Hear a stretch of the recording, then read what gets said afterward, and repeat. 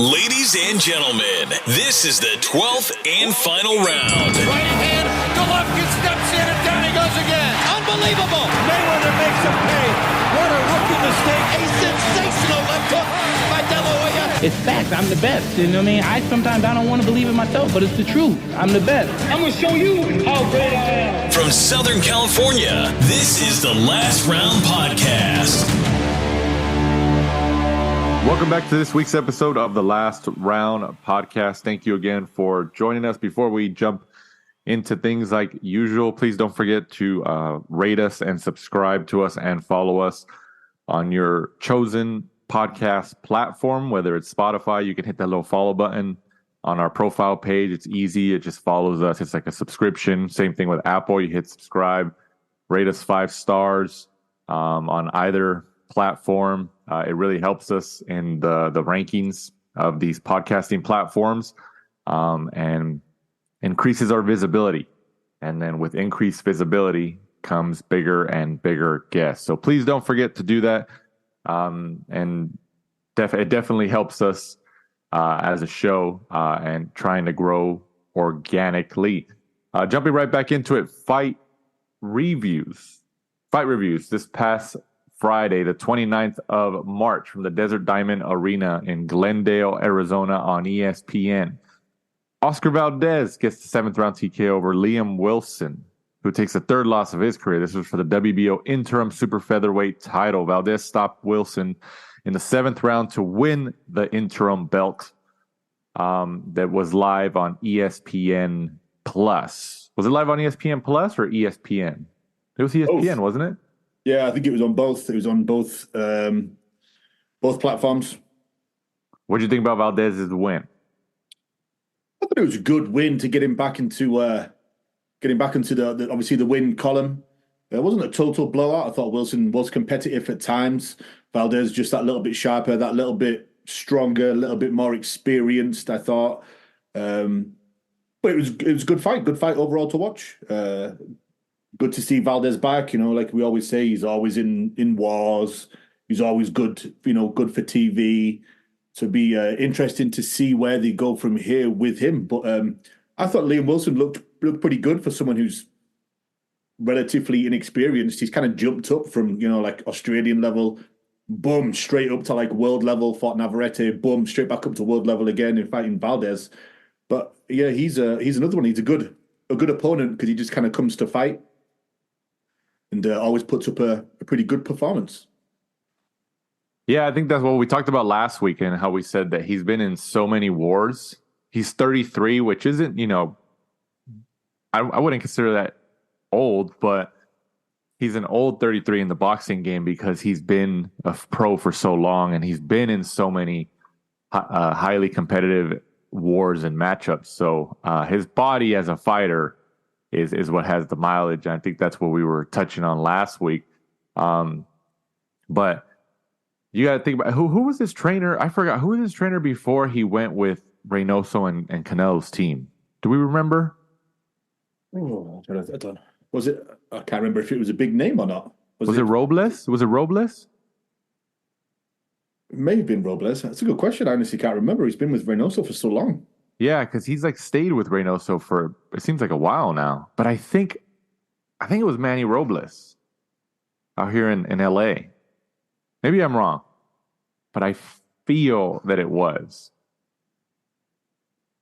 Because wasn't Ruiz, weren't him and Ruiz on the same team for a little bit? Andy Ruiz, and then they both left Manny Robles. And then they both went with Reynoso, and then Ruiz obviously didn't survive there. Yeah, it was Manny Robles. It was, right? Mm-hmm. Yeah, because like I was thinking how, like you mentioned right now, Valdez has been with Reynoso for quite a minute now. 2018, he went. That's a long time. That's when we started the podcast. So essentially, when we started the podcast, is when he switched trainers, and he's been there ever since. 6 years or whatever. I mean, you got to give it to him. It's been working, and he's around Canelo all the time. He gets that discipline. That hard work rubs off on it. I mean, he was already a hard worker, but I'm sure he elevated his game being down there in San Diego with them. But he's obviously back in contention. I think we both picked him last week, right? We both picked him to win. Yeah. Or you know what? No, I think you and Abe, Abraham Gonzalez of fightsatw.com. He was our special guest last week. I think you both picked Valdez, and I think I just went against you guys with Wilson just to kind of change it up. I think. But obviously Valdez gets the TKO victory here. Who do they put him up against? Navarrete again? What do you think? How does Top Rank navigate Valdez from here into another big fight? Well, he picked up the WBO interim, and obviously the WBO full world title is Emmanuel Navarrete. So, which he already lost. He's already lost to. Yeah, so I'm not too sure. Do you think they're going to go down that route again? Mexican versus Mexican. A big war, or yeah, I could see it. Like, the thing is even though Valdez lost that fight, like, he would still put up a competitive fight. I think he would be the underdog, but Valdez obviously has the heart to pull out a win. Look at when he fought during the pandemic. Who did he fight where he knocked him out? It was in the bubble in Las Vegas. Adam Lopez? No. This guy was a champion. Oh, wow. I feel like we haven't seen him ever since that loss. Valdez knocked him out, like, backing up on his back foot. Valdez was backing up and then caught him as he was coming in. So Valdez, during the pandemic, fought Scott Quigg, Carmen Thomason, Jason Sanchez, Adam Lopez, Jason Velez, Miguel Berchelt. Berchelt. Yeah, Berchelt. That's the one. Yeah, see, because we haven't really heard about Berchelt. I'm sure he's fought, but he obviously lost a lot of steam from that fight. You think they would run that fight back, him and Berchelt? Maybe, because I'm looking at the super featherweight division, and there isn't too many names that jump out at you. Valdez is coming probably towards the end of his career, so you think he'd be looking for big fights, big paydays. And if you look at the champions that they have in there, you've got IBF, Joe Cordina, WBA, Lamont Roach, WBC, O'Shaki Foster. Oh, I can see Foster. And then obviously you've got the WBO, which is, Navarrete. So biggest payday for that, would you think, O'Shaki maybe, or Joe Cordina if he's willing to fly over to the UK? Is Lamont Roach, is he under, because he was with Golden Boy for a long time, but who's Lamont Roach with now? I think he did he go PBC? Is it PBC? Okay, so if he's PBC, we don't, it's probably not likely that they'll cross the street, but not many big names. There's not many. No, right. I mean, you would think arguably Valdez is probably the most moneymaker name in that division, right? Yeah. So in a way, he kind of probably has the negotiation power. If other featherweights get offered a fight with Valdez, I would think they would reasonably consider it, right? Because Valdez, based on name recognition, is probably the moneymaker at the featherweight division. I mean, I don't see who else, right? Or do you risk it? Go up a weight and fight Tank, Gervonta? Well, you know what? I could no, because I don't think Davis can make 135 anymore. Yeah, I don't think Davis can make 135 anymore. Yeah, it's an interesting one. It's an interesting one to see what they're going to do with him, because normally there's an obvious opponent, isn't there? There's normally like some narrative, some type of payday, some type of belt, something that's kind of blaring the obvious that where they're going to go. But I really don't see it with Valdez because he's already fought Navarrete. Yeah. But I can see them running it back because it's two Mexican fighters.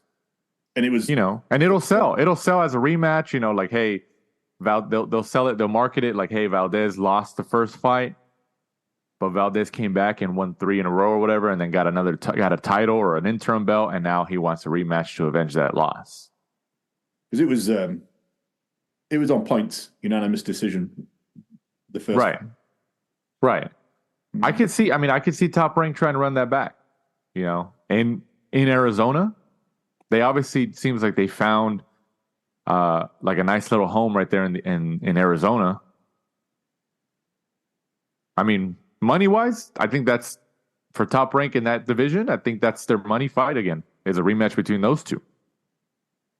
I know in Navarrete's next fight, May the 18th, he's fighting Denis Berencek, and that's for the vacant WBO lightweight world champion. So is Navarrete moving up? Oh, it could be. And staying up? Yeah, it could be. I mean, maybe that Top Rank knows that. So they're positioning Valdez to, okay, Navarrete is going to move up, and Valdez is obviously still at featherweight or super featherweight, and he just slides into that position. So they still have a hold on the position with the titles, right? Yeah. Interesting. Oh, yeah. I can see that. I mean, Valdez, obviously, he looked pretty emotional in the post-fight interview, and he says he still has it and he still wants to go. Yeah, I think, like we keep repeating, he's the moneymaker in that division. So if they offer anybody a fight, I think it's a better chance than anything that he will get it. It's a better chance, like 60-40%. Obviously there's promotional politics and all that, but yeah. Do you think what about Liam Wilson? Where does he go from here? I mean, I think in his last couple of performances, even though there were losses, he performed well. So sometimes, you get another shot on these big cards because, he fought Navarrete, lost on points. And then obviously he fought Valdez, did pretty well in that performance as well. So it's, I don't think it's too bad for him. He can go. No, yeah, I think he'll be back. Like, I think can't count him out. I think going over there, going back to Australia, I think he'll get the big fights. I think because he's been on that world stage, he can say, I faced Valdez for a championship, I faced Navarrete for a championship, lost both of them by TKO. But, you can still put on there, 2-time world title challenger. And I'm sure he can probably go back over to Australia and make some, good money that way. Yeah, absolutely. Absolutely. And then Valdez said after the fight, he said, quote, guess I'm not finished. Because I think he probably read and saw and heard in media about like, hey, is he kind of at the end of his rope? He has a lot of mileage on there. I mean, we talked about that. We touched on those topics. And then he also said, quote, I want to be an example in boxing. You might lose in life. You might lose. I'm trying to read it because I know it's I thought that was supposed to be a win, but it's not. It says, I want to be an example in boxing. You might lose in life. You might lose, but it's an obligation to come back stronger. If I fall on the canvas, I'm going to get up and continue my path and my dream. That means anybody can do it. So obviously, unquote. So obviously he's, he's got that confidence back. It seems like it's kind of ignited it in him again. And I'm sure it doesn't hurt that Reynoso and Canelo are on his team, and I'm sure they've given him words of encouragement, like, "Hey, man, look, you could take losses and still be the best fighter in the world." So let's show them that we still got it. So yeah, 6 years being with that camp since 2018, you got to give it to him, man. Like he's learning from a lot. And then also on this card in the co-main event, probably the fight that we all looked forward to, or one of them at least. Seniesa Estrada, former Golden Boy fighter, now turned to Top Rank, remains undefeated at 26-0 with a 10-round unanimous decision win over Yoka Valle, who takes the third loss of his career. Estrada won by scores of 97-93 on all three scorecards. Estrada is now the undisputed minimum weight champion of the world. We all picked Estrada last week, but I think we were intrigued by the matchup. Valle did have some moments in the fight, and from the crowd in there, I guess that the decision was booed, but there was a big Valle crowd. But there was also some people there for Estrada, and we've been to many, many fights in person, and if you haven't been to fights, it's a lot more difficult to see and judge a fight while you're there in person than it is to be watching on TV with all those intimate camera angles. So, if you're there on purpose and then you hear the crowd cheering or booing after each punch or whatever, you're going to kind of buy into the adrenaline of the and the energy of the crowd. It's natural.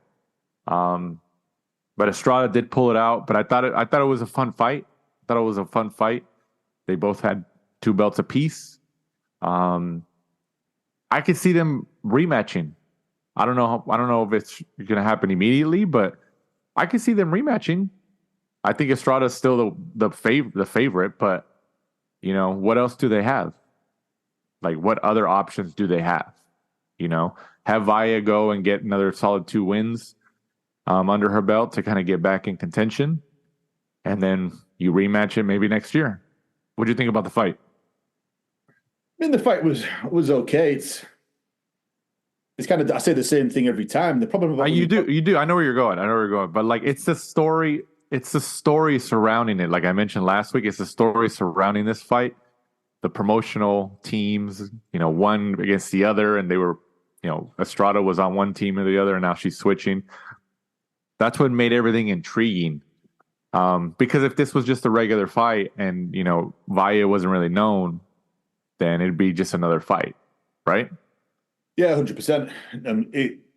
It was good that it had that build-up, and then also I didn't really realize that Valle's coach used to kind of be part of Estrada's team. I didn't know that until that night. Yeah, I didn't realize that until I was watching the build-up, like the day before. I was watching some stuff on YouTube, and I didn't realize that. So that kind of made it a little bit edgier as well. And then Estrada kind of being very edgy in the interviews, didn't want to shake hands, kind of completely blowing her off and ignoring her. But then, it's the same sorts of thing I complain every time about the women's fights is no knockdowns. Again, no knockout. Every single big fight goes to points. Taylor Serrano, Taylor Cameron, both of those fights. You're right. And we've touched on this 1,000 times. Yeah. And I'm sure people are pissed off at us for always touching on it. Especially the people who are big fans of female boxing. But it's the female fights that are, become marketable and you get a little bit more invested in are the ones with an external story that are attached to it. Taylor Serrano, Madison Square Garden, Jake Paul involved. The environment that it was enclosed in and marketed and Madison Square Garden sold out and all that. People bought into that story and it got so much publicity. So there was no knockdowns. You're right. There was no knockdowns, no KOs. It was a decision. It was a fun fight, but like it was also the energy of the crowd there, the energy of the event. It elevated it because you're right. Like I said, if it was just another standard fight, in a main event in the UK or over here in the United States, it would have been probably a fun fight, but the energy wouldn't have been there. Same thing with this one. The external forces around it elevated it, but there was no knockdowns. There was no KOs, like you said.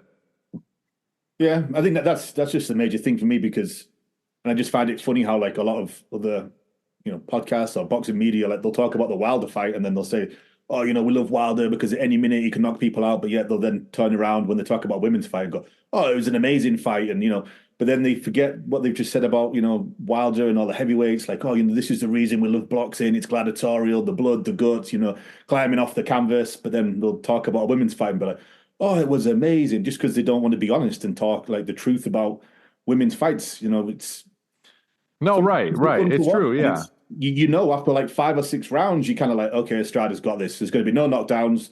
There's going to be no knockouts. You end up just like turning off because, you can kind of half watch it, half play on your phone because you're not going to miss a huge right hand land and knock someone clean out because it just doesn't happen. It only happens when Estrada's fighting some random chick that used to fight at a fairground or something like that, or someone that's just been dragged out of an Uber, who's an Uber driver and stuff like that. That's the only time you get knockouts. Even people like Shields doesn't get knockouts.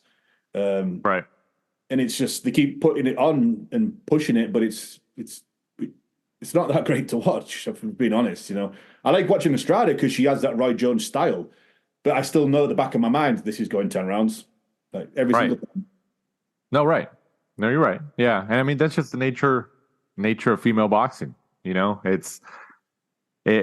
have to. The ones people get invested in are the ones with the stories around it.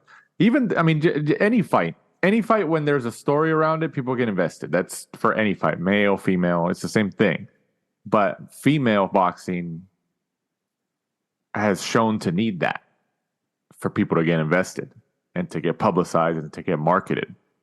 I mean, even like going back to the Taylor Serrano example, even Eddie Hearn said, he was like, yeah, he said, we've been trying to make this fight for a long time, but we just couldn't make it because it wasn't financially viable. And then he said, but when Jake Paul got involved, it elevated the fight. And then they were able to make it because Jake Paul got involved. So, I mean, that tells you, he's telling you a lot. Eddie Hearn with those words is telling you a lot by saying that. Like he's saying like the fight wasn't worth it business-wise to just make it. Like it was, to headline a card, to put it on the undercard, it just wasn't financially viable. But then this guy gets involved who has a huge platform and the business makes sense because more money was attracted. I mean, that's a big statement to say, but it's true. It's true, So, I mean, going back to Estrada Valle, like I said, where else could they really go? Especially Estrada now being undisputed. She's really done her thing ever since turning pro, throughout her Golden Boy run, and then now being with Top Rank. I mean, she's obviously the best. I don't think it's disputable that she's the best fighter in those lower weight classes for the female divisions. But I think she's the best fighter by a mile. So you put Valle, Golden Boy puts Valle in maybe 2-3 more fights to kind of get wins under her belt. Maybe moves her up. Maybe Estrada moves up. And then they meet again in like a year and a half. I mean, what else are you going to do? Nothing that sells. She could go back up, Estrada that is, go back up to 108, fight, people like Neri or Bermudez. But I'm sure that half of the people listening, when I said those names, had no idea who they were. You're talking about Lewis Neri. Right, exactly. That'd be an interesting fight. And then, whereas she could do, like you say, you could turn around and do Valle now. The interview afterwards by Valle and her coach, Gloria, kind of sold the second fight even more straight away. That, they were jumping on, talking smack, arguing with, I can't remember, was it Kriegel? Was doing the interviews in the ring. I think of Mark Kriegel, yeah. Yeah, I kind of arguing with him about the ESPN. Result. Turn around and do it again now. Like you said, there really isn't anywhere else to go. And it was... No, right, but like... It was pretty close, and I think the crowd thought Valle had won. Or maybe they just didn't like Estrada's interviews, it was one or the other, because she was kind of getting booed when they were putting the belts around her and she was getting interviewed. Do you agree with the 97-93 scores? Yeah, I mean, it was pretty close to an issue. Like 97. Well, that's what I'm saying. Like, it was a lot closer. Like, I think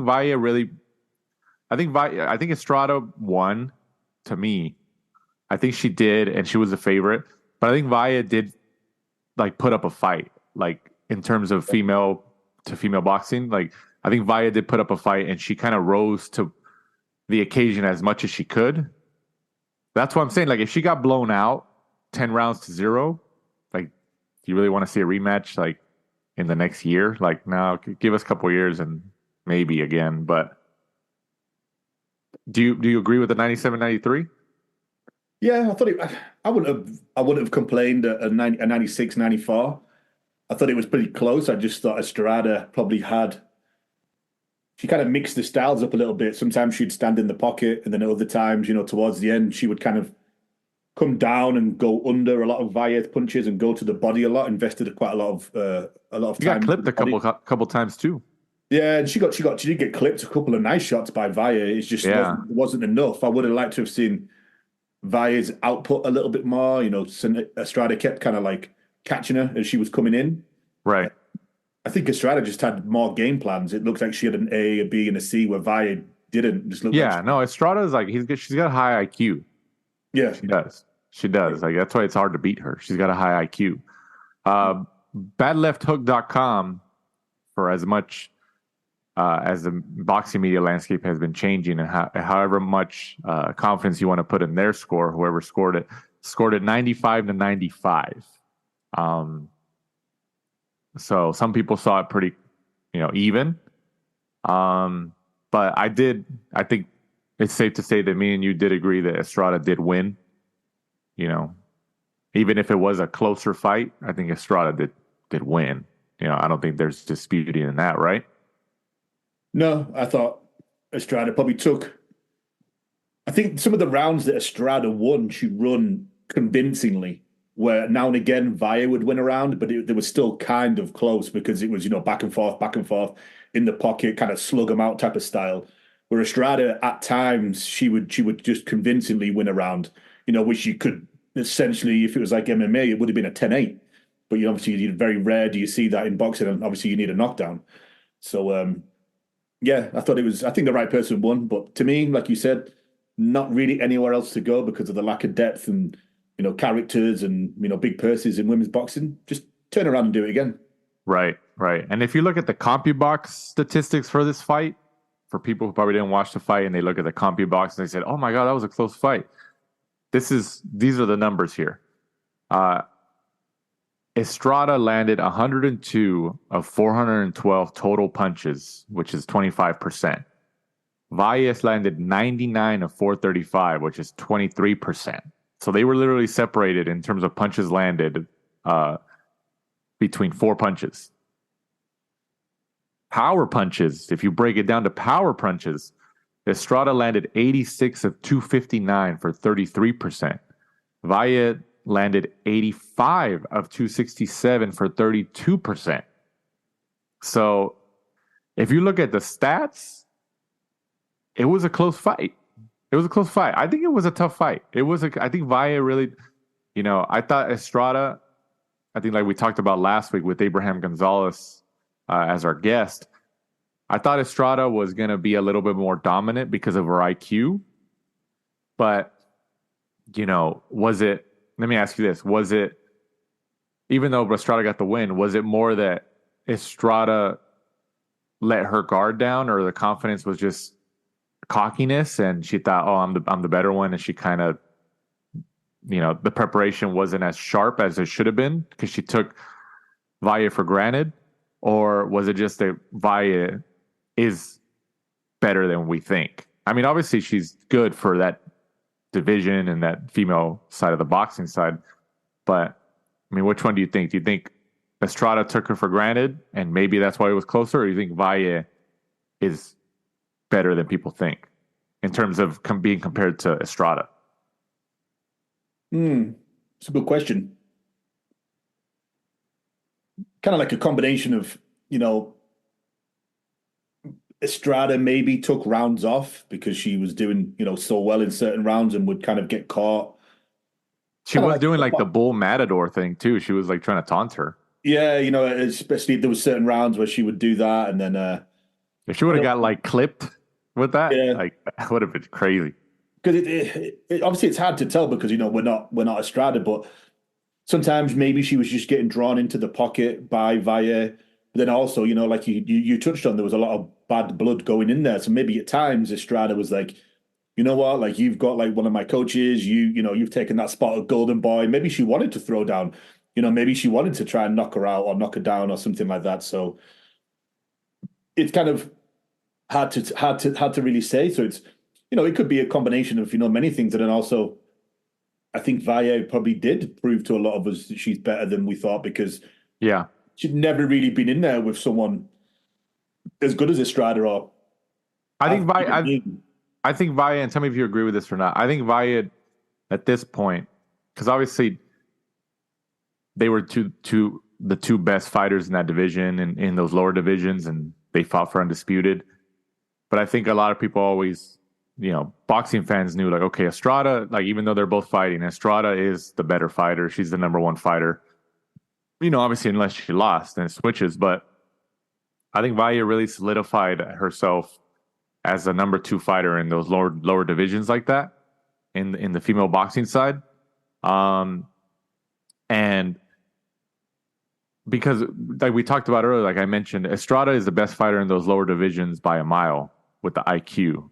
But I think Valle really solidified herself as the second best fighter in those lower divisions by a mile to the opponents and the fighters behind her. Does that make sense? Yeah. No, I get. Yeah. I mean, like, all we can see is a rematch, right? Yeah. I think we've touched on it, right? There's not many names, paydays. There's nowhere to really go. And like with the bad blood, and I think that they should put it in LA. I think Valle's team kind of killed it, in my opinion, afterwards by doing that in-ring interview and still being kind of, spiteful and, kind of saying that like the wrong person won and arguing with Matt Kriegel. I mean, do you think that if you were on her team, especially as close as the stats were, and when you're there and you're just like, hey, she's landing, like, it's a close fight. I mean, it is close. They were both clipping each other, and you're in the moment, you're emotional and the adrenaline's going. Like, and if you lose a decision, even if it was a 97-93 or whatever, would you, as part of her team, especially with as much, banter and crap that Estrada was talking, would you in the post-fight interview say something too? Like, hey, we felt we won. Like, it's kind of hard because, that kind of sold a rematch straight away, kind of like WWE style. But then, do you want to just be more professional and be the bigger person and just turn around and be kind of like, the best man won, like respectful to him? But I think for female boxing, they need to sell it. No, exactly. But then you've got that WWE type of thing where you kind of like, okay, we've lost. Well, I've already kind of guaranteed my next fight by doing that or calling out somebody else. Because then you've got that narrative, like you just said, like fights are bigger and better when they have that type of narrative. Yeah. The story. Yep. So, yeah, either way, I see them running it back. Not this year, probably next year, but yeah, there's not too many options there. Moving on. Also, this past Saturday, the 30th of March. Or actually, this is the Saturday. The other fight was on Friday, I believe, in Arizona. This is on Saturday, the 30th of March, from the T-Mobile Arena in Las Vegas. The inaugural edition of Amazon Prime pay-per-view with PBC. Sebastian Fundora, who was a little less than 2-week replacement for Keith One-Time Thurman, who got injured, gets the surprising, I don't know if you want to call it surprising because he is a tough out, split decision win over Tim Tszyu, who takes the first loss of his career in Las Vegas. Sebastian Fundora is now the unified WBO and WBC super welterweight champion of the world. Fundora won by scores of 116, 112, 115, 113, and 112, 116. That was towards Tszyu. It was one of those bloodiest, maybe the bloodiest fight of the year. So at this point, it has a pretty good shot to win bloodiest fight of the year. Tszyu was cut on top of his head from an elbow from Fundora early in the fight that I would think, at least in my eyes, and you tell me what you think, really affected the fight. Because Tszyu was doing well. I think he did well regardless, but it was a bloody fight and they really, really fought it out. But Fundora pulled out the win. What did you think about the fight?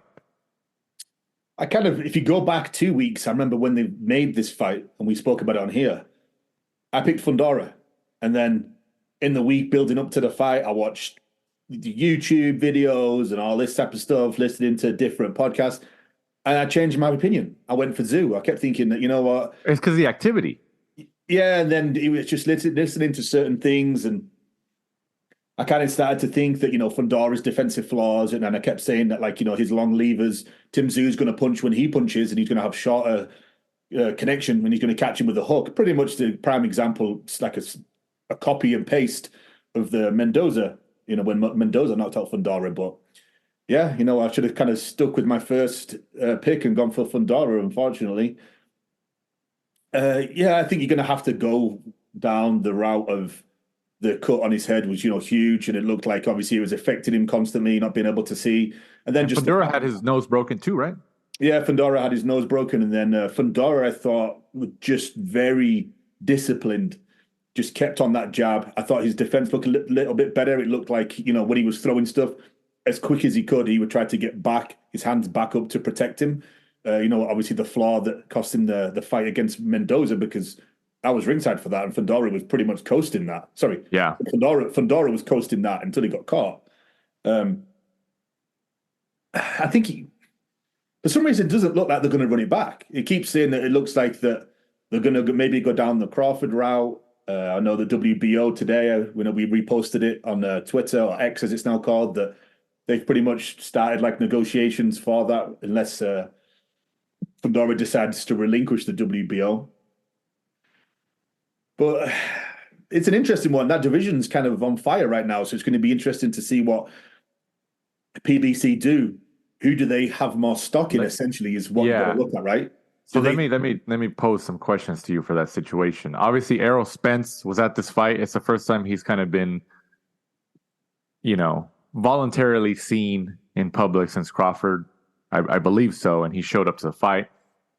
Fundora wins. I think it was always a plan for Spence to get in the ring to go face to face with the winner or be a part of the interview. And Spence says, he's like, I want the fight. Then him and Fundora take a picture together. Even if it was Tszyu, it would have been the same thing. And they asked Fundora about the fight with Spence, and he's like, yeah. He's like, why not?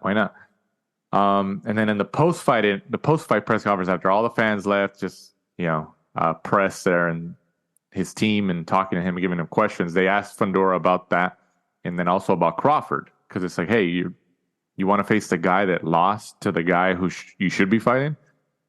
And I mean, you got to give the kid credit. He's a very respectful guy. He seems like he's a very good interview. He's very intelligent. And he said, he's like, it'd be an honor to fight Errol Spence. He said that'd be a great matchup. I think he said a match made in heaven. So he was pretty much giving a lot of credit to Spence. He was like, but Terence Crawford is the best fighter in the world. He was like, and I want to fight him.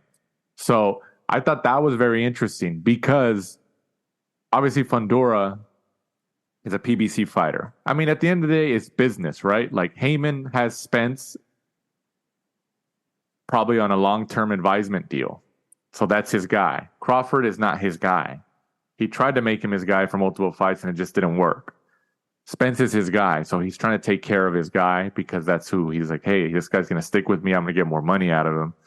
So that's why they threw Spence in there, to try to get the narrative going, to get Fundora Spence, and get Spence a title shot at 154, even though he came off a loss.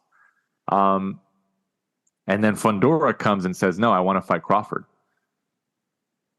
How much pull do you think these fighters, because these boxing contracts, like, unless you're like Canelo or these big stars with a lot of pull in your, where you can force the decision, a lot of these contracts that these promoters have with these fighters have more strength and power to the promoter in terms of fights, saying like, hey, if you're not going to fight this guy, then you're not going to fight. You're just going to sit on the sidelines. Even though Fundora said in the post fight, I'd rather fight Crawford, he's the best fighter in the world. What is the likelihood that actually happens with PBC and Al Heyman letting that happen? Probably very remote, due to the fact that Crawford is a promotional free agent, I believe. Because, unfortunately, like you touched on, if you look they don't want that belt to go outside of PBC to Crawford, who's going to be like a Canelo free agent to whoever pays the most money to him. Right. Because if you look at this fight, Fundora goes into it off a loss. He just got knocked out by Brian Mendoza. And then he comes, due to Thurman getting injured, he walks in off a loss, fights for 2 world championships, wins, And then he's supposed to then fight Errol Spence, who just got convincingly outclassed by Terence Crawford. But like you said, it's the PBC, the contracts, and they pretty much decide what happens. I mean, it's business, right? Like, I think Golden Boy or Top Rank and those guys would all do the same, right? Yeah, but I don't know if a lot of them do as many people coming off losses getting into a world championship. I can't. No. I'm talking about like putting Spence in the ring to get a title shot. Like, when the guy that beats Spence should be the guy who gets that shot. You're going to put in your guy who you have under contract on your stable. That's what I'm saying. Yeah. It's business. Like, yeah, these things. I think just do it more than the rest. Maybe they have just a bigger stable or bigger stars, and we notice it more. Maybe because if you look at another one on this card that was kind of kept in house, Rolly had the chance to fight Ryan, and I'm sure the payday. Yeah. We'll obviously touch on that. But you're right. That's also a tie-in into this too. It's the same thing. Yeah, and that cost him a fortune, I assume. Yeah, we would think, right? But I give credit to Fundora for saying, staying diplomatic and stuff. But I was surprised he even said that in the post fight, saying like, it'd be an honor to fight Spence, but Terence Crawford is the best fighter in the world. I want to fight him. Like, I gave him a lot of credit for that. But I don't really expect him to fight Crawford next. I think I expect him to fight Spence first because of Al Heyman. It's a business. They just did, this is their inaugural event with Amazon. They want to try to keep their stars, under their stables so Amazon can be happy, so they can sustain their partnership with the broadcast, right? Because if they give Crawford a one-fight deal to fight Fundora on the next Amazon or one of the next Amazon events, and Crawford beats Fundora, he takes those titles, and then he's like, okay. I was like, who's gonna bet for my next services? DAZN, ESPN, and they're all gonna try to negotiate with him. So, and then Amazon's gonna be like, hey, what the heck? Like, what happened to that guy? I thought he was on our team. We want these guys on our broadcast. That's the nature of the game. So I don't expect Fundora to fight Crawford. Not anytime soon. I think Al Heyman will convince Fundora to fight Spence at 154. I think that will happen. He'll drop the WBO. It's possible. Yeah. I mean, obviously, the president of the WBO, Paco, I think within 24 hours, 48 hours, he ordered negotiations to start between Crawford and Fundora. But obviously, WBO has a closer partnership with Top Rank. I think that everybody knows that. So, it kind of forces their hand. Like, hey, if you don't start negotiating with this fighter, you're going to get stripped, and then Top Rank probably gets the belt, to go to their side. But honestly, I could totally see that. I could totally see Al Heyman talking to Fundora. He's like, hey, don't worry about it. You're still going to be a champion. Just vacate the WBO. You're still going to have the WBC, which is the most prestigious one out of the group. He's like, and then you and Spence go at it, and then let Crawford fight for the vacant WBO against somebody, and then Spence and Crawford fight again at 154 later on. That's what I think people think is going to happen, right? Yeah. From what we've seen, it looks like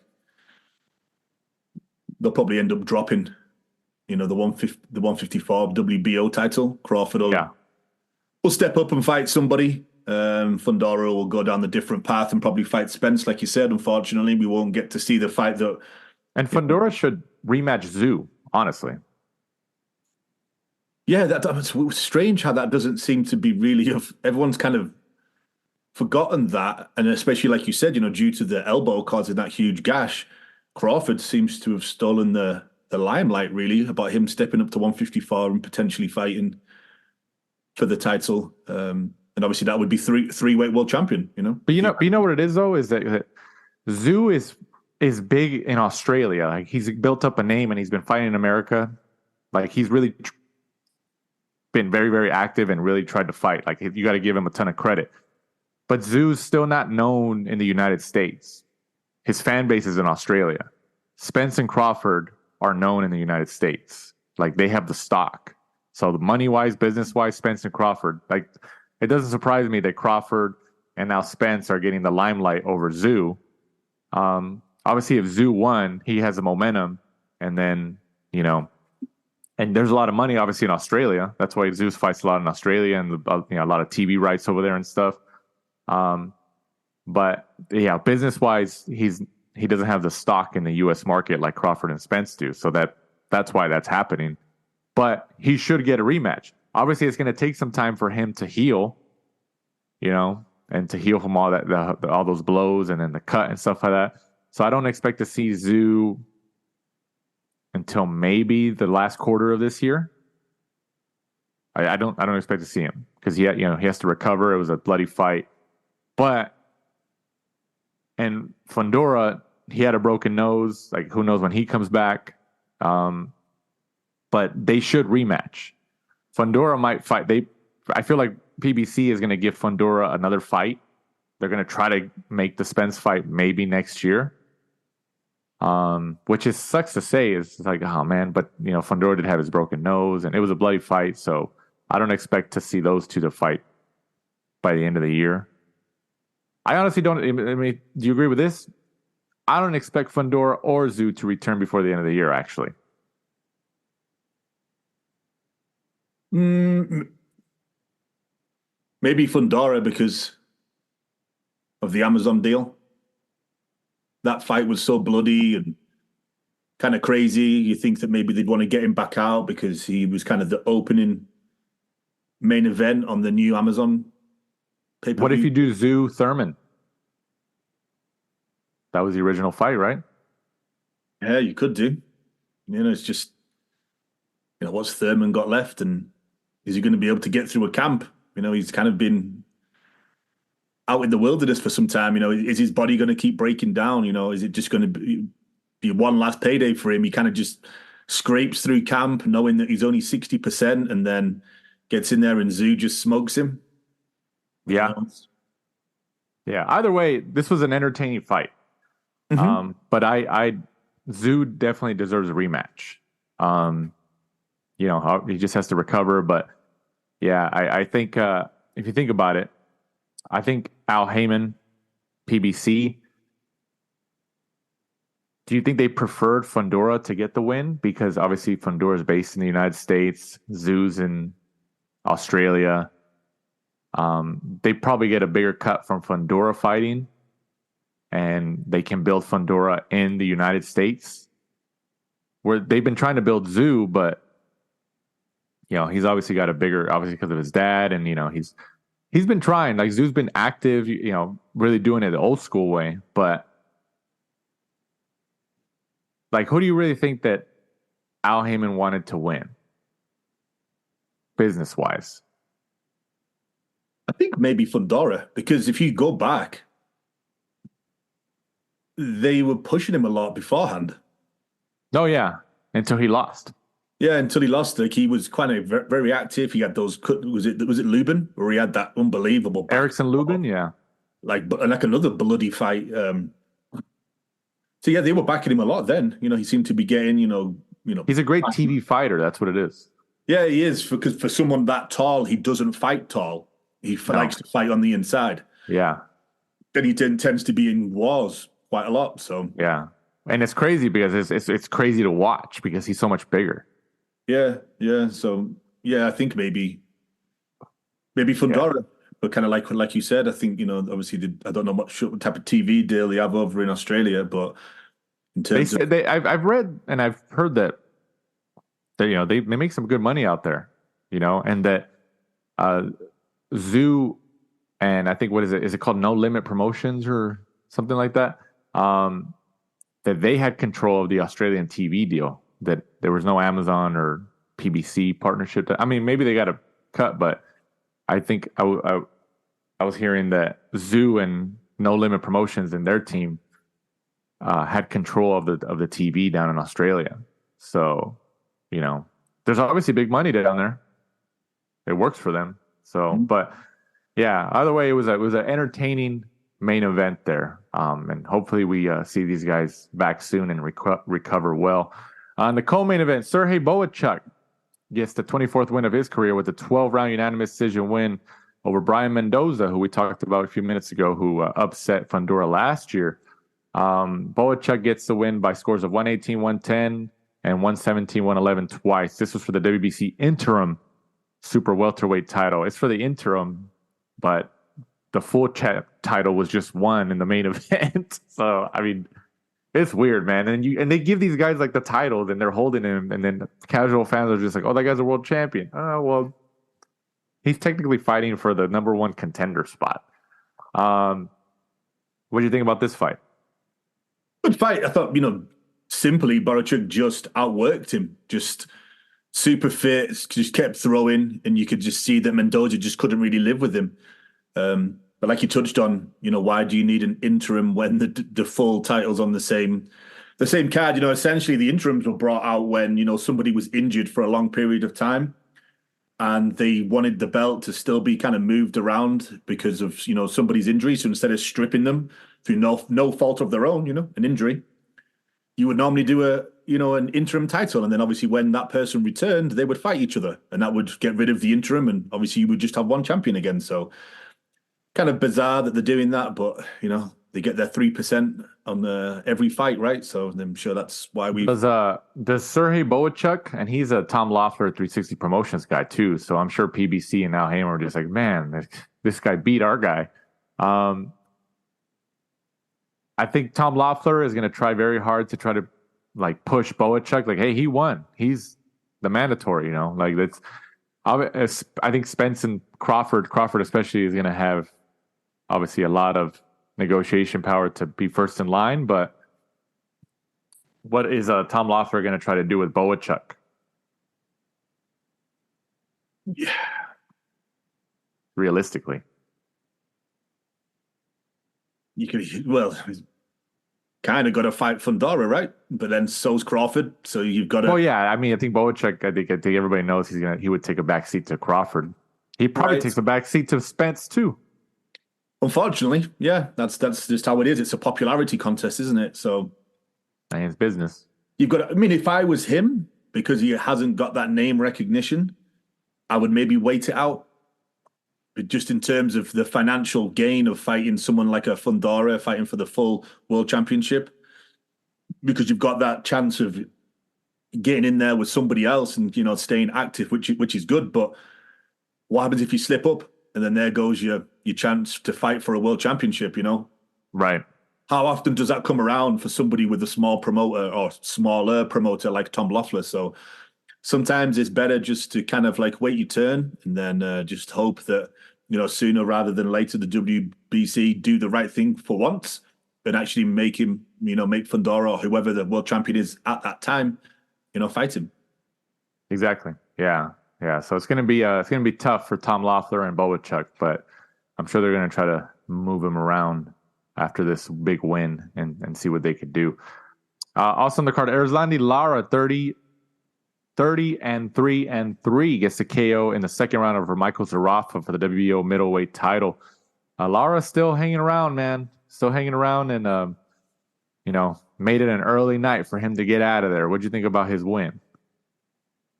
Like you said, he just keeps rolling back the years, doesn't he? Lara, I think many years ago, we thought he was done, but he still manages to do it. Even with a change of style, he definitely sits in the pocket a lot more. Just, his legs aren't what they used to be, so he can't get in and out. So in a strange way, he's actually probably more exciting to watch because he's not as tricky and as wiry as he used to be. So he kind of sits there. He's a lot more hittable, but then he also hits them a lot more because he's always inside the pocket. He's always in range. Good stoppage for him. Zarafa, you could tell as soon as he hit the floor, you're like, he's not getting back up. He was just kind of on the floor, like shaking his head, like, nah, that's it, I'm done. Yeah. And that was all that she wrote. Yeah, but middleweight division isn't really as lucrative and attractive as it was, so it needs to make a comeback. And also on the card, in probably the most, I guess, talked about fight after the event. It's obviously been the most social media fight in terms of attention. Isaac Cruz, Pitbull Cruz, gets the 8th round TKO over Rolly Romero, who takes the second loss of his career. First loss coming against Gervonta Tank Davis. Probably could have been his third loss because a lot of people thought he lost to Barroso. And this was for the WBA, super lightweight title. I know we talked about this fight last week. Romero does have that power, but I think we all picked Cruz, right? What'd you think about the fight? Yeah, I mean, I picked Cruz. I think I actually picked those sorts of rounds as well. I think I said around like 7, 8, 9 or something like that. So I think I kind of nailed it if I remember rightly. But it's been coming for a long time. Rolly had 2 gifts of a decision to hand him the WBA title twice. So we all kind of knew that eventually when he gets in there with somebody like half good, that he was gonna lose. And Isaac Cruz was the man, and I think quite a lot of people had their money or bet on Cruz was gonna beat him. Like we kind of touched on earlier, it was surprising that they didn't let Rolly kind of cash out against Ryan, but Ryan's a golden boy fighter. And this is an all in-house, I really think that with that, like you touched on it when we were talking about the beginning of the event here, and it goes back to contracts. The contracts that these promoters and advisors have with these fighters. Obviously, if you don't have the pull as a fighter, like you could talk about Ryan Garcia in that. How many times since he's been signed professionally with Golden Boy, he's done it like 2 or 3 times where he's on a contract and then he goes and complains online to get public support, and then he forces the hand because of the public perception. Because I think he knows, like, I can't legally change anything unless they approve it.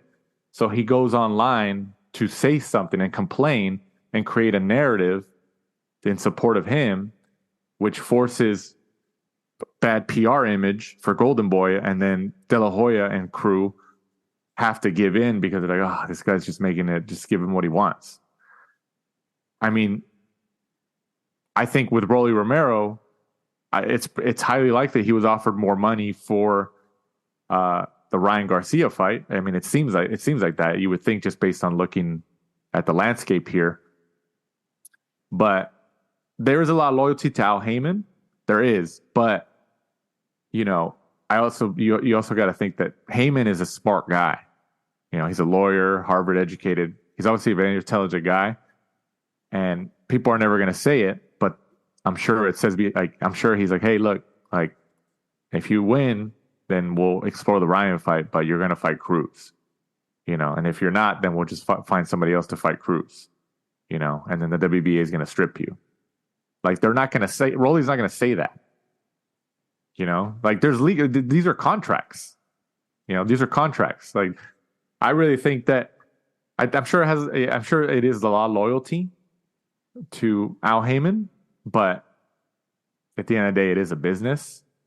And, I think when somebody like Heyman or even these other promoters, Arum, especially Bob Arum, when they have to flex their legal strong arm of that contract, they're going to do it. They're going to do it. And, unless it's guys like Spence or all those other guys who have a little bit more pull with Al Heyman, then, you're going to have to just fall in line or not fight. So, I was never surprised that Rolly didn't fight Ryan. I think it was just more like, they're just trying to get publicity and he's trying to get more out of a payday against Cruz. I mean, I was never surprised about that. What'd you think? When the Ryan fight wasn't made, straight away I thought, well, this is going to go too well for him, because I thought Cruz would beat him. And I thought, I'm assuming the payday, like you said, if you look at the landscape of, what Ryan probably attracts in terms of, pay-per-view numbers and bums in seats compared to Cruz, I'm sure is, probably a lot different. So I'm sure the payday for Cruz and Ryan is probably like, several times different.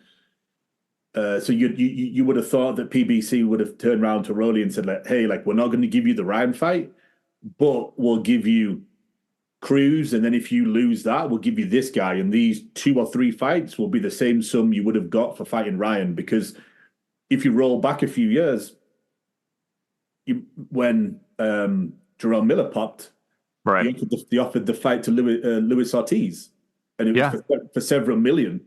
Yeah. I remember Eddie saying that, obviously he went to them and, it was turned down by PBC, but then the PBC, if you call it a reward, gave him 2 Wilder fights, and obviously one went 12 rounds, I think, and then the other one he stopped him, and was that right? Yeah, and I'm sure he got pretty good paydays out of those 2 fights. So I'm assuming that that's maybe what they're going to do to Rolly, because just imagine how pissed you'd be if PBC had said, no, you're just not taking that fight. And you're like, well, right. It's a gladiatorial sport. I fight for money. So right. Are you going to reward me in some other way? Because, I want that fight, Yeah. Okay. I think that's how it happens. Because like Eddie says in interviews, and it may just be all talk, right? He works for the fighter. Right. As a promoter, right? So like, right. No, that's true. But that, like, we go back to, there's legal clauses in these fighter contracts with promoters and advisors. It's, if you don't have the pull of a high profile personality that pulls in money and has displayed the power of drawing power, those legal clauses are going to get you, because you don't have the power. It's, it's just like going into a job interview for the first time, and if you don't have any experience, how are you going to say, like, oh, I don't want to get paid that, I want to get paid this? Oh, okay, like, can you justify it? Like, and tell us why you feel? Well, I just want this fight. Oh, well, that's not sufficient. I mean, it's the same thing, right? I mean, it sounds good, right? Eddie saying, oh, I work for the fighters and stuff. I mean, technically, yes. I think he probably gives it a shot, but I think Matchroom doesn't have, Shalto is also a business, and if they have to flex their legal arm of these contracts, they're going to do them. With somebody like Anthony Joshua, I'm sure he could say, yeah, I work for Anthony Joshua, because Anthony Joshua has developed himself, along with the help of Eddie Hearn and Matchroom, into one of the biggest stars in the sport, a crossover. So he has a lot of pull. So he can kind of, I'm sure after subsequent contract negotiations, Joshua started getting more negotiation power and more pull in his contracts, where he's like, oh, no, I have to approve that, or I get final say. So did you see that clip of the post-fight interview? Or not the post-fight, if you saw the post-fight, when Cruz was getting interviewed, and Sean Gibbons, who is a part of the Pacquiao camp, he's been a part of the Pacquiao camp for a long time. He's the so-called president of Manny Pacquiao Promotions, I think, or he's involved in somehow. I don't know if he still is or not, but he's been involved with Pacquiao for a long time. And he has a lot of fighters, and he kind of runs them, and he's always there. And he's been around the sport a long time. Seems a very knowledgeable guy. Cruz is doing the post-fight interview. Obviously, he's speaking Spanish, and you can see Gibbons going to the side of him and tell him in his ear. I don't know what it said exactly, like verbatim, but he tells him something along the lines of, don't forget to thank Al Heyman. And then right after that, Cruz thanks Al Heyman. So it's like, I thought that was so funny. I thought it was so funny because people started talking about it online and saying like, oh, like it kind of made sense. Like, oh, these guys really don't actually thank him because they want to thank him. It's in that contract. So that's a legal requirement in that contract to thank Al Heyman. I thought that was so funny, man. I thought that was so funny that that came up as a topic. Like, oh, yeah, that's what he told him. Like, oh, hey, don't forget to thank Al Heyman. We have a legal obligation. I thought that was so funny, man.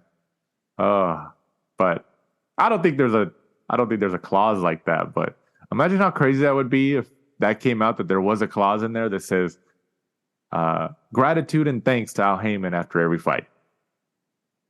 But it must be maybe not in the contract, but like, I kind of said that to me after the fight, make sure to thank Al.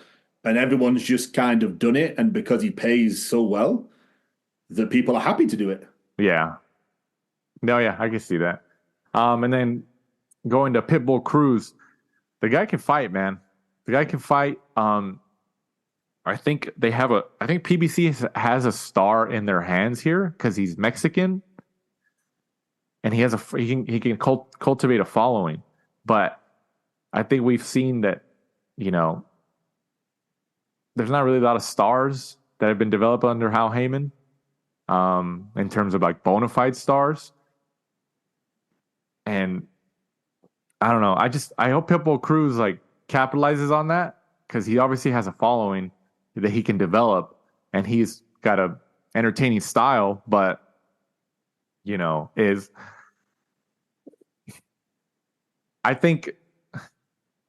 you think Cruz and Davis fight before the end of this year in a rematch?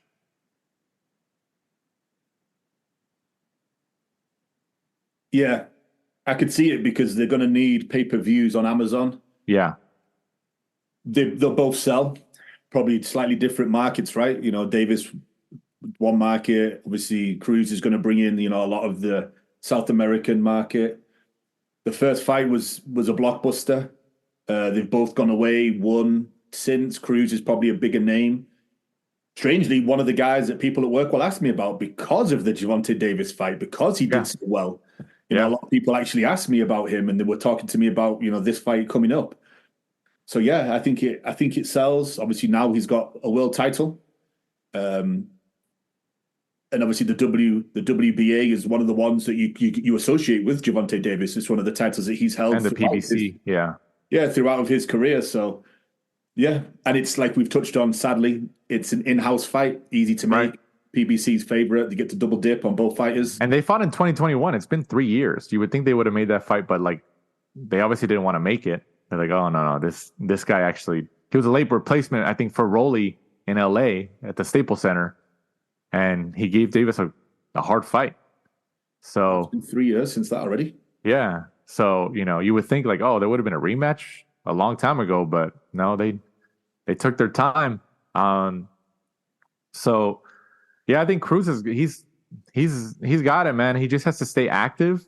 But he's got a following, but let's see if PBC and Al Heyman can like sustain the momentum and capitalize on his popularity, because he could, man. Like between 135 and 140, Cruz could be a moneymaker. Mexican fighter. I mean, think about who between 135 and 140 in terms of a Mexican fighter right now. And I'm talking about like from Mexico, because there's a difference between being a Mexican American fighter and a fighter from Mexico. There just is in terms of a following. It's like when Chavez fought De La Hoya, a lot of people were on Chavez's side. He had all the fan base, and De La Hoya, they hated him. De La Hoya even says it. He's like, oh yeah, they hated me because like I wasn't full-fledged Mexican, even though I am, and I was a Mexican American. Pitbull Cruz between 135 and 140 right now, especially 135, might be the biggest potential moneymaker. I mean, obviously you got Davis and the other guys, but like if you kind of look down the pathway of the next 2 years or something, and Cruz can really keep the momentum going. I mean, you say random people ask you about Cruz, and you're just like, damn, you guys know who that is? Mm-hmm. It obviously works. And if you look on YouTube, after this fight, the Rolly Cruz fight, the highlights of that fight on the PBC boxing channel has way more views than Fundora and Tszyu does. So obviously Cruz and Rolly, I'm sure they helped the event, but like, and I'm sure Cruz, because he's Mexican, speaks Spanish, a lot of TV on Mexican TV probably were promoting his fight because he's a Mexican fighter fighting on a big platform, and for a world title. For Rolly Romero, let me throw this at you. Ryan and Haney fight April 20th. Ryan loses to Haney. The next 6 months, Rolly Ryan.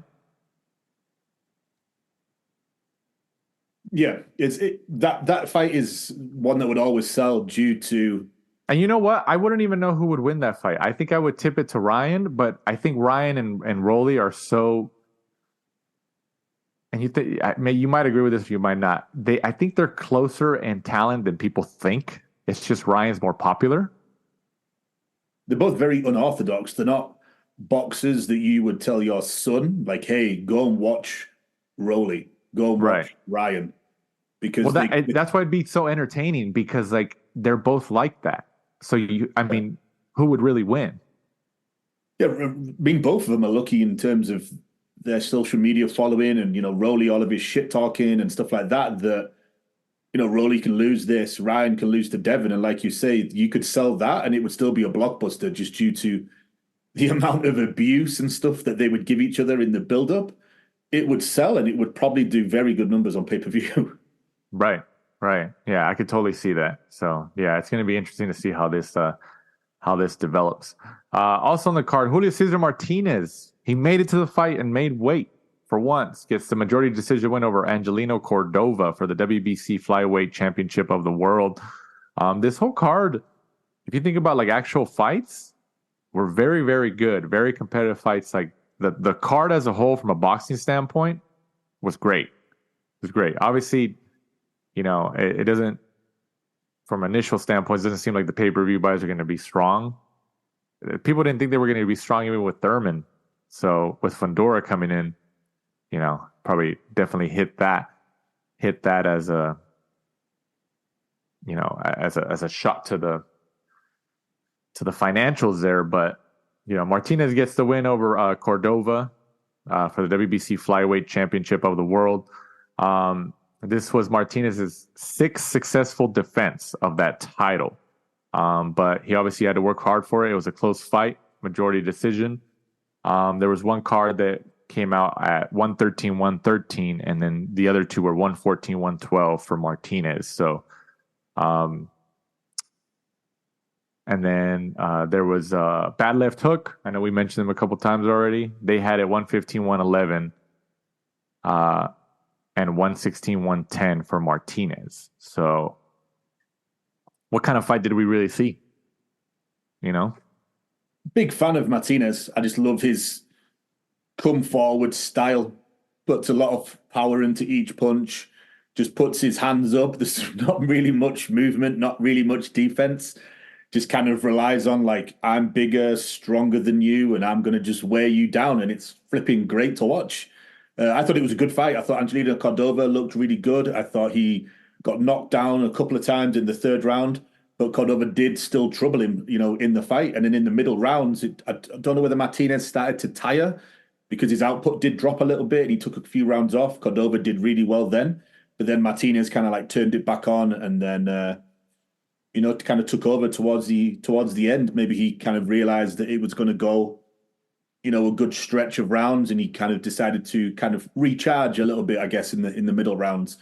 But he came away with the victory, and I'm still something that I would love to see is Martinez against Sonny Edwards at some point later down the line. But I'm not too sure what Martinez's promotional contract is right now. It looks like he may be with PBC for a couple of fights, where he was previously obviously with Matchroom USA, which would have made the fight easier to make with Sonny Edwards also being over there. But it'd be a great, clash of styles, Sonny's movement. And then obviously, like I said, Martinez just comes forward like a mini juggernaut, just trying to wear you down. So it'd be a great fight to have it. Like we touched on earlier, it also has the narrative of obviously Martinez beating Sonny Edwards' older brother, Charlie Edwards.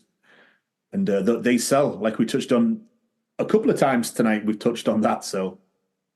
Right. I wanted to quickly say a quote that Samson Lukowitz of Samson Boxing, which is Sebastian Fundora's fighter, I guess he just recently said, he said that the first priority is to rematch Tim Tszyu next, ahead of a fight versus Terence Crawford or Errol Spence. He said, quote, "We were all so eager to make this fight that many of our agreements were made verbally. There wasn't enough time, but I wish to make it clear that Team Fundora will honor the agreement.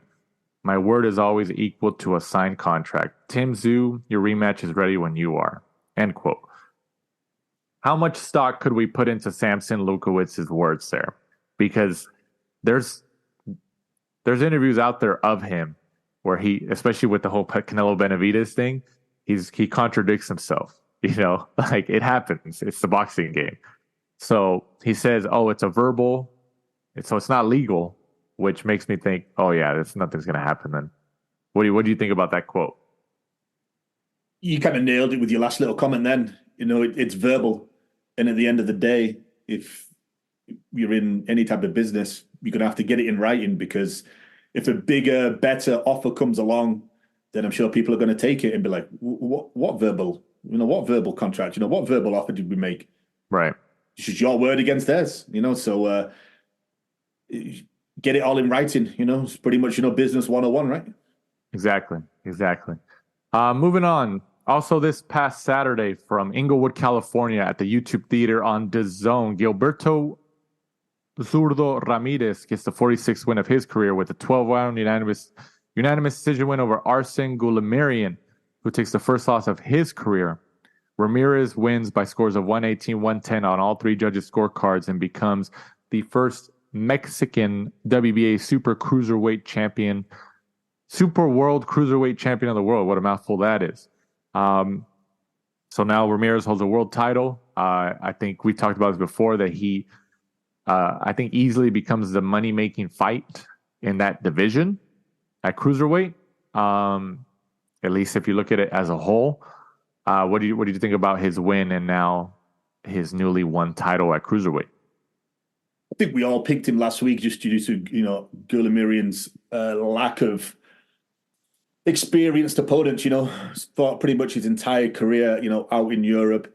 Ramirez been in world title fights, world champion before. Obviously had the backing from Golden Boy. I think they probably saw that Goulamirian was kind of like one of the weaker champions, even though I think he'd been, I think we said, a WBA world champion. I think it was since 2018, if my mind. Yeah, but he fought like what, 3 times or something? Yeah, it wasn't a lot of fights. I think the biggest thing really is, where did they go next with him? He's moved up all of these weight divisions over the last few years. The Golden Boy seemed to have put a lot of stock behind him, so I'm assuming he's obviously doing good ticket sales, good views and stuff like that, because I know he was on good money at Top Rank, and he wanted even more. So I'm guessing Golden Boy have obviously paid him a pretty penny. So it's going to be interesting to do what they do with him next. And it's just laughable when you're announcing him and it's 46-1. Just the amount of fights he's had, and like we touched on during the the fight preview, who's his best fight? Like, who's his best win? Who 47 fights, and who's the best victory that he's had? Right. You scratch your head and you're thinking, God, I really can't think. The biggest fight that jumps off is probably Bivol. But he lost to Bivol. And also, like, Ramirez was in those divisions, 168 and all that, before like Canelo and all these other guys were developed into those divisions. Like, he was already there. So by the time the money makers kind of got into those divisions, Ramirez couldn't make that weight anymore. So he's like, I can't do it. So he had to move up. So it's just bad timing. Do you think he had to move up just due to natural progression of size, or do you think he just ate his way out of it due to just being lazy, essentially? I think it was size. He's a big guy, man. He's a big guy. I think it was size. Yeah. I think it was size, and it's like, I mean, we know, like, making weight is tough. That's a hard fight. That's a fight even before the fight. So, yeah, I think it was just size. He's a big guy, man. He's like, what, 6, maybe 6'2"? Is he about 6'2"? You nailed it. 6'2.5", according to BoxRec, yeah. Right? And he was making 168? I mean, you could, but yeah, it's a tough, and he's Mexican, like, probably eats a lot of Mexican food. Like, that's tough, man. It's a tough way to live. We missed it. The first Mexican cruiserweight champion of all time, right? I said that. Oh, okay, my bad. Yeah, I said that. Yeah, so he made history right there. So good for him, and congratulations. who are the other guys that we talked about last week? Jayo Pataya, is that cruiserweight? Yeah, so cruiserweight champions at the minute, we have WBC is, according to this, Nore Mikelian. I don't know who that is. WBO is Chris Billum-Smith. IBF, according to this, is currently vacant. And then obviously you got the IBO, which is Valles Ungambu from Belgium. So yeah, I mean, I could see Golden Boy trying to make they're gonna try, like, their goal is gonna try to get Ramirez to be undisputed at that weight class, right? I mean, that's the goal. Yeah, you would think so, because if you look at the names I just read off, there's a couple of guys there that you don't really know who they are. So it would be, you've probably got a good chance of, getting, because like you said, he's probably the biggest draw in the division. Oh, easily. Yeah. He can probably pick and choose his opponents because that's going to be the opponent's biggest payday. Right. So the traction. So getting those fights essentially should be fairly easy. Yeah. And then, the big fight there, I think, would be Chris Billum-Smith. You've got the UK. And then you've also... Does Ramirez have to go to the UK for that? Probably be bigger over here, right? Because if you've got the US and Mexican community would probably watch it over here. So that you think he would probably come here. Yeah. Yeah. Either way, I think, they found a spot for him in boxing in these divisions. And I would think ideally that Golden Boy is going to try to go for undisputed with him. And then if he makes undisputed, then they're going to ask him, hey, do you want to move up to heavyweight? Give it a shot. I mean, Usyk is what, 6'4"? But he's shown that he could do it. But obviously Usyk's he's a beast and he's a great fighter. But why not? You could cover, what do you got to lose?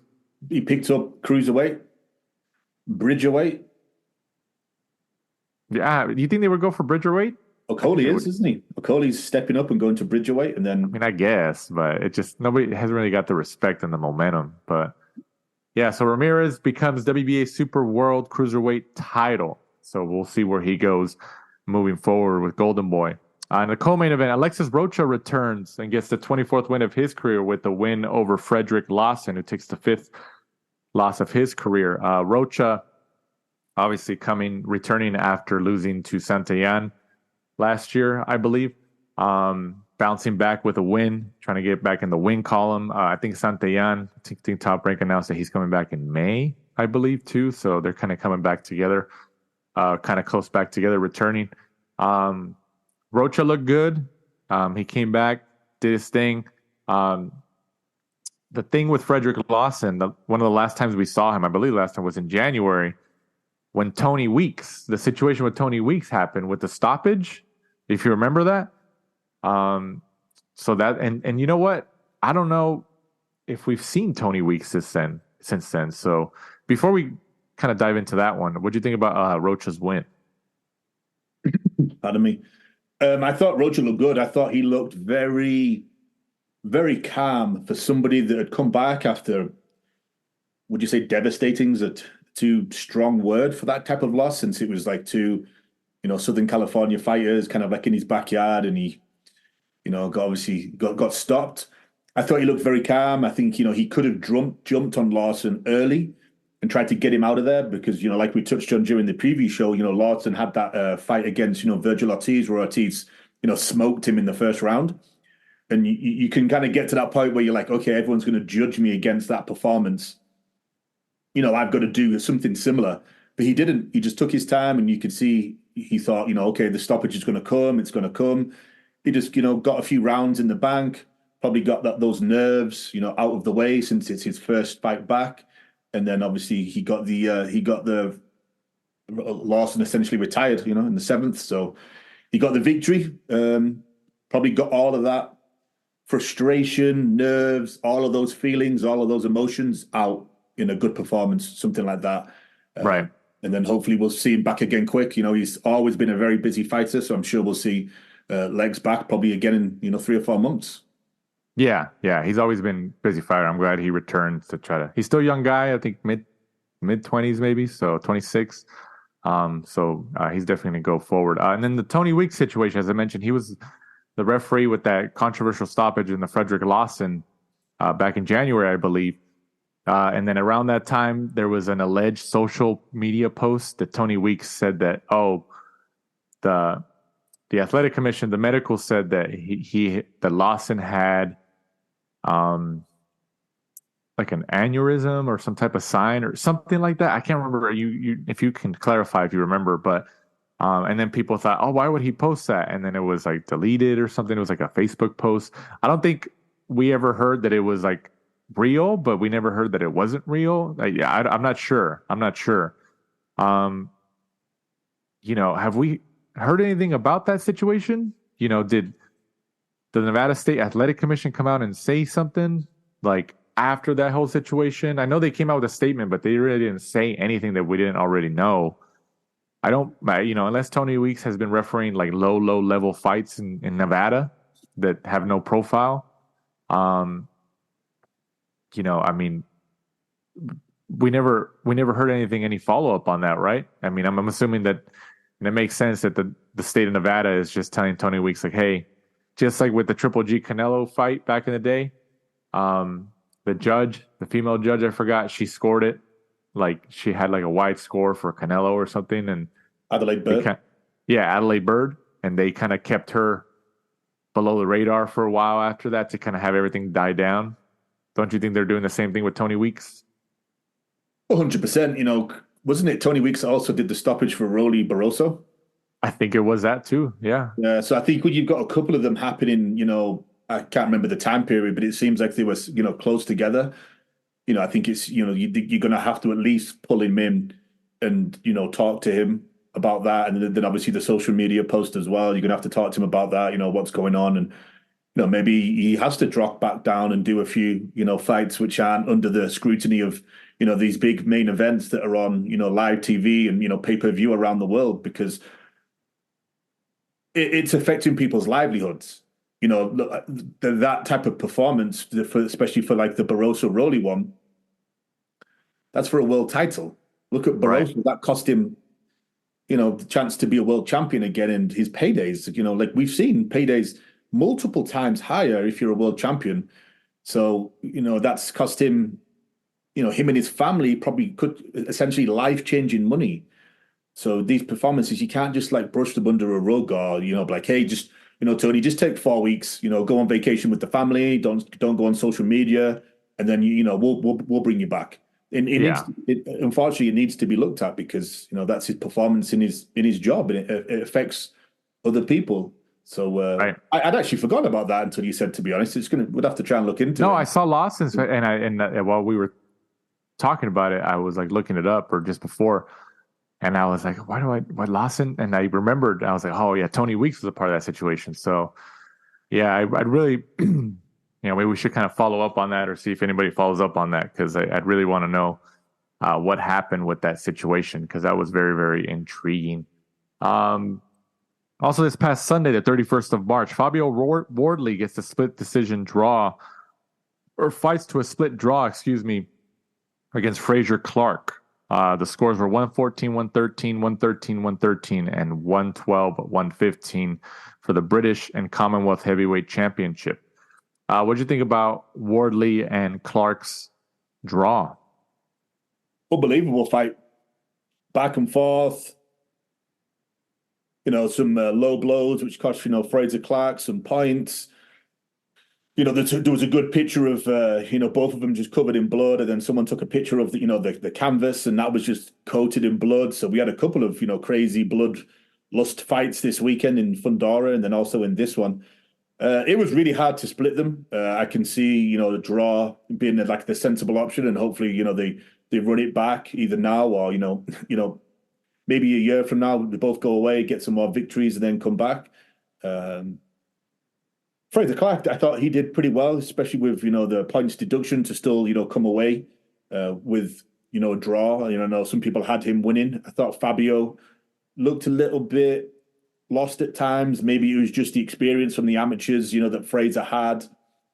But a really good fight, and, one of those ones that, us as Brits always say, great British, dushed up, a great British fight, and that's just maybe it's just the amount of like achievement and amount of prestige that British fans put on the British title, that it brings that little bit extra, out of the fans. Or maybe it's because when you get a British fight, both fighters are British, obviously. So maybe it's just the crowd. You get two different crowds, one for Wardley, one for Clark. Whereas if you've got like a British person fighting a foreign fighter, who's to say they're essentially going to bring any fans with them? So maybe that's why, these fights always tend to be so good, because you just got two rival fans just in there shouting each other, chanting, and it just brings that little bit extra out of fighters. But I thought it was a really good fight, Moving on to fight previews. This upcoming Saturday, the 6th of April, from the Fountain Blue in Las Vegas on DAZN, Richardson Hitchens 17-0 goes up against Gustavo Daniel Lemos 29-0, and also Diego Pacheco 20-0 goes up against John McCalman 15-0. So battle of undefeated in the main and co-main event. I'm really interested to see where Matchroom is trying to maneuver Hitchens and Pacheco to. Where are they going to go? Undefeated fighters, especially Pacheco. Obviously he's in, up there with Berlanga and stuff. You think Pacheco and Berlanga fight before the end of this year? I mean, I'd hope so. I know that Pacheco's been wanting it for some time, but I think we've obviously It makes sense. It makes sense for a fight, right? It really does, but you do wonder, like, how much money are Matchroom paying Berlanga? Like, do they really have to throw him in there with someone like Canelo to kind of get back the amount of money they've invested in Berlanga? Because if they fight, it's throwing him in with Pacheco, I think you'd lose. And then are they going to get any, return on the amount of money that they've put behind Berlanga? Right. Like we've said, it's a business for them. Right. For us, we just want to see the best fights. We don't care about all that type of stuff. So I think that's the thing that the problem they have right now is, can they afford to stick him in with Pacheco and he loses? Yeah, exactly. Yeah, I think Berlanga right now to Matchroom is a little bit more of the investment, but we will see.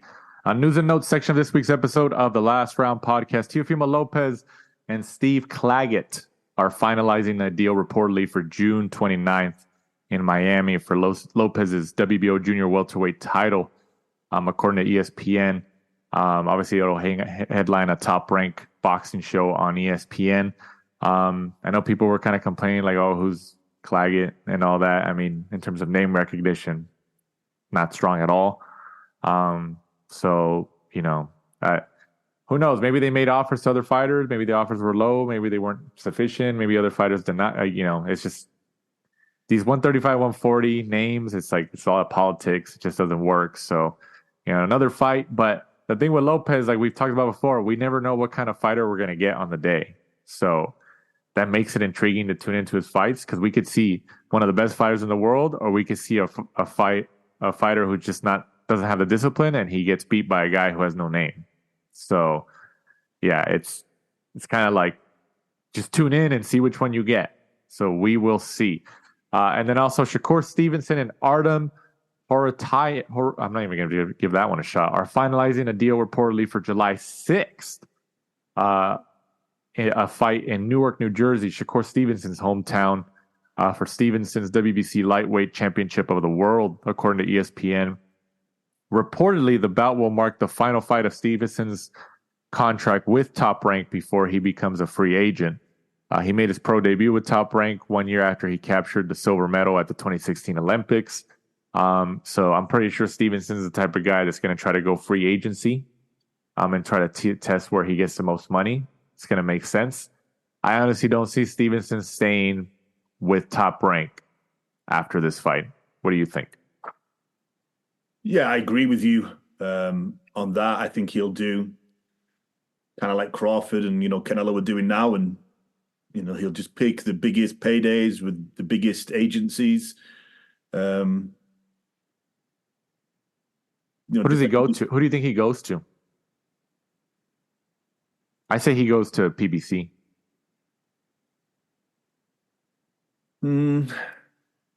I think Matchroom is going to be Eddie Hearn's going to be right there.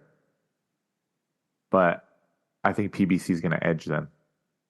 I could be wrong, honestly. I could be wrong because a lot of the money problems that PBC's been having, you know, they've had a lot of fighters leave recently. And, you know, Steven Espinoza said that the money, like the PBC is actually in charge of the production, TV production. It's not Amazon. It's their own team that they had to do. So it's not Showtime production team anymore. So obviously kind of read between the lines there. Or maybe it might be Matchroom. I think he'll just shop around. No, he will, but like if you're just preliminarily guessing right now, where do you think he lands? First fight, at least. I mean, I think we'd all love to see him in there with that little crew, wouldn't we? We'd like to see him in there with like a Haney, a Teofimo Lopez, Ryan Garcia. If Haney wins against Ryan, which I think many expect him to do, I think Shakur would say, hey, he would go to Matchroom and be like, let me get Haney. And then Eddie was like, okay, we'll give you a initial fight, give Haney another fight, and then you guys face off next year. I mean, I hope so. I mean, we'd all love to see that. I think, you know, as boxing fans, just to see who's the best in and around those divisions. You know, I'd love to see him in there with Teofimo Lopez, but he just seems to... I think we can definitely throw that fight in the toilet, especially because Teofimo still has a deal with Top Rank, and it seems like Stevenson's going to on his way out. So that's not going to happen because, like we talked about earlier, Crawford, PBC putting Spence in the ring to try to get the winner of Fundora Tszyu, and when Crawford's the guy who beats Spence, you know, so it's going to be the same thing with Stevenson and Lopez. Like they're going to, you know, you're going to prioritize the guy who you have under your business because that's the bottom line. That's what affects the bottom line for your business. So, I mean, yeah, it is what it is. But once again, guys, thank you guys for listening to this week's episode of the Last Round Podcast. Please don't forget, as we mentioned at the beginning of the show, to rate and subscribe.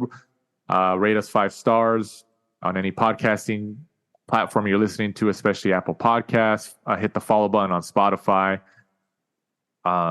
Leave us comments and all that. It definitely helps us. It helps us rise in the rankings. You know, it's free. You know, we don't charge for anything here. You know, we just do this out of our own love for the sport. So please help us out. And that it's the least you can do. And it's very, very easy. And it's free, as I mentioned. So as we round the finish line, towards the finish line of this week's episode of the Last Round Podcast, Mike, go ahead and let them know where they can find us and follow us and what's on deck for next week.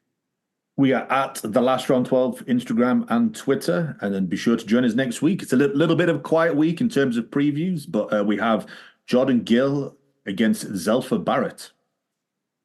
Quiet week, huh? Quiet week. Yeah, we'll try to secure a guest and see what we can get. Kind of add to the week of the episode. So for my co-host Michael Shepard, I'm Danny Z.